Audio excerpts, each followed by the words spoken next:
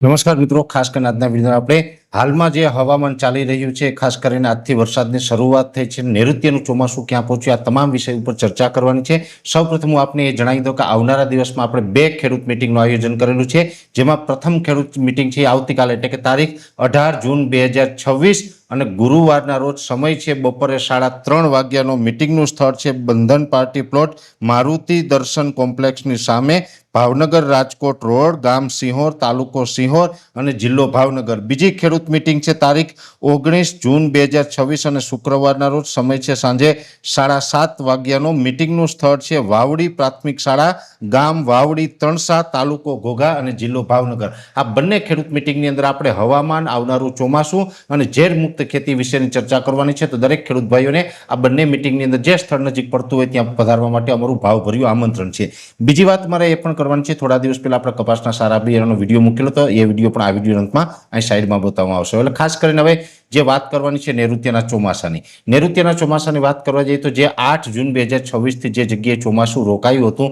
આજની તારીખે પણ હજુ કોઈ એની ખાસ મુવમેન્ટ થઈ નથી। ચોમાસું ત્યાં જ છે, પણ વરસાદી એક્ટિવિટી છે ચોક્કસથી જોવા મળી રહી છે। નૈઋત્યનું ચોમાસું લગભગ હવે એવું માનવું છે કે આવતીકાલે બપોર બાદથી ધીમે ધીમે એની શરૂઆત થઈ જશે, કેમ કે અત્યારે પણ અરબ સાગરમાં એક નવો કરંટ આવ્યો છે અને આ કરંટ છે હવે ચોમાસાને વેગ આપશે। જો કે એ વેગ આપશે છતાં પણ કોઈ ધોધમાર વરસાદ કે તીવ્રતા સાથે વરસાદની સંભાવનાઓ નથી, પણ ચોક્કસથી આવતીકાલથી આ ચોમાસાને વેગ મળવાનું ચાલુ થાય તેવા પરિબળો અત્યારથી સક્રિય થતા જોવા મળી રહ્યા છે। બીજી વાત એ કરવાની છે વરસાદની વાત કરવા જઈએ તો આમ તો આપણે ઘણા સમયથી એક અનુમાન હતું, જો કે નૈઋત્યનું ચોમાસું છે એ ઘણા કારણસર લેટ પણ થયું છે। જે અનુમાન હતું એના કરતાં થોડુંક લેટ થયું છે।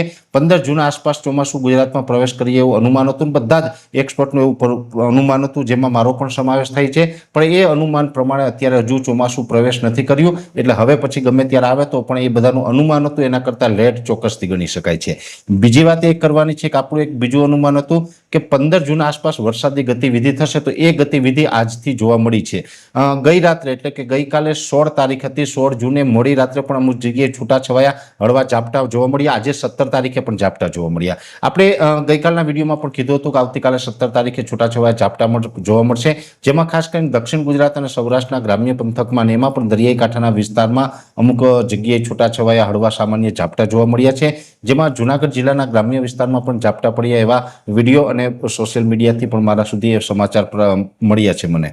એટલે આ પ્રકાર જે ઝાપટા પડ્યા છે આવતીકાલે 18 તારીખે પણ એ ઝાપટા પડવાની શક્યતાઓ છે, પણ આ ઝાપટા પડી રહ્યા છે, નૈઋત્યનું ચોમાસું હજી ગુજરાતમાં પ્રવેશ નથી કર્યું, એટલે આ ઝાપટાને આપણે ચોમાસાના વરસાદ ન ગણી શકાય, આને એક પ્રકારે પ્રી મોન્સૂન એક્ટિવિટી ગણી શકાય। જે સેટેલાઇટના માધ્યમથી આપણે વરસાદ બતાવતો હતો એ વરસાદ પ્રી મોન્સૂન એક્ટિવિટીના ભાગરૂપે અત્યારે વરસી રહ્યો છે। જો કે આ વરસાદ છે એ કોઈ હેવી વરસાદ નથી, આ વરસાદની અંદર કહી શકાય કે જેની ઓરવીને વાવેતર કરેલું હોય એના ઉપર પડે તો એના માટે ફાયદારૂપ છે, પણ આ વરસાદ છે એમાં વાવણી થાય એટલો બધો અત્યારે નથી, એટલે કે આમાં કોઈ વાવણીનું સાહસ ન કરી શકે। પણ હા, એક ચોક્કસથી છે જેને ઓલરેડી વાવેતર થઈ ગયું છે એના માટે ચોક્કસથી આટલા ઝાપટા છે એ પણ ક્યાંય ને ક્યાંય ફાયદારૂપ છે એ સાબિત થશે। એટલે આ પ્રકારના ઝાપટા હજુ પણ 2-3 દિવસ સુધી આપણે યથાવત રહેવાના છે અને કોઈ ચિંતા કરવાની જરૂર નથી।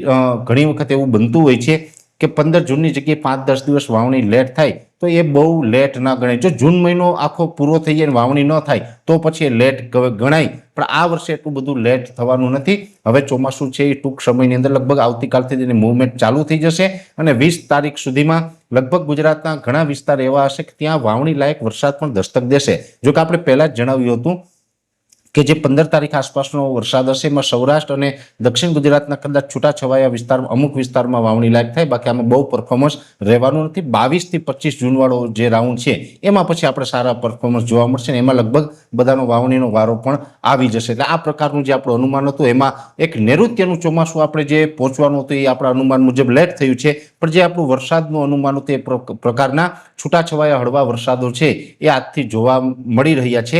એટલે આ મુજબની અત્યારે એક્ટિવિટી થઈ રહી છે, જેની સંપૂર્ણ માહિતી છે મેં આપના સુધી પહોંચાડવાનો પ્રયત્ન કર્યો। વિશેષ માહિતી આવતીકાલના વિડીયોની અંદર આપવામાં આવશે।